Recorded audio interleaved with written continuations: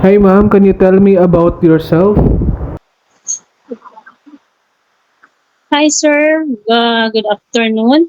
My name is Giselle R. Villegas. I live in Bacolod City, Philippines.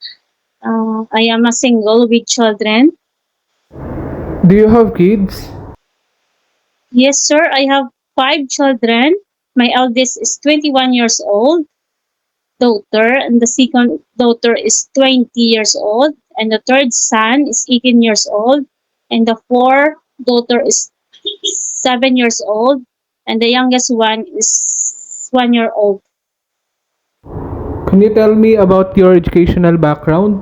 I am a high school graduate from Jan I National High School and taking course of Riverside College. How many siblings do you have? I have six siblings, three sisters and three brothers. I am the eldest daughter of my family. Do you have overseas experience? No, sir, but I am working here in the Philippines.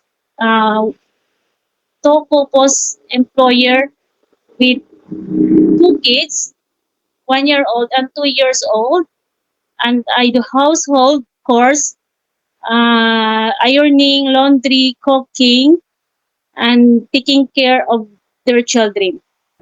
Did you finish your contract? Yes, sir. How would you describe yourself?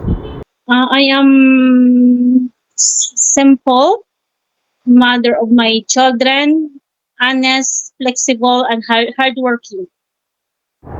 Do you have any tattoo? Yes, sir, I have at my back. Did you undergo any kind of surgery? No, sir. Why do you want to go abroad? Uh, I I want to go abroad because for my future of my children for their college. Are you willing to take care newborn baby? Yes, sir. Could you sing a nursery song?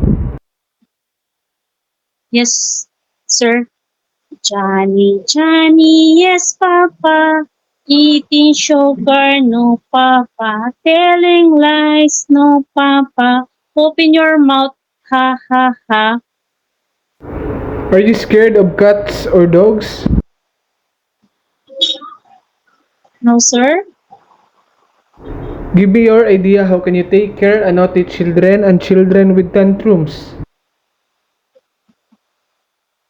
Okay, children with tantrums is need more attention, supervise, uh, show them you are uh, loving of them, and uh, secure their safety. Say something to your future employer to hire you. To my future employer, if you are going to hire me, promise I finish to my contract and I will extend if you are need me, and I will treat you uh, being part of my family. You like I will learn to speak more Chinese and Chinese food. Thank you, sir.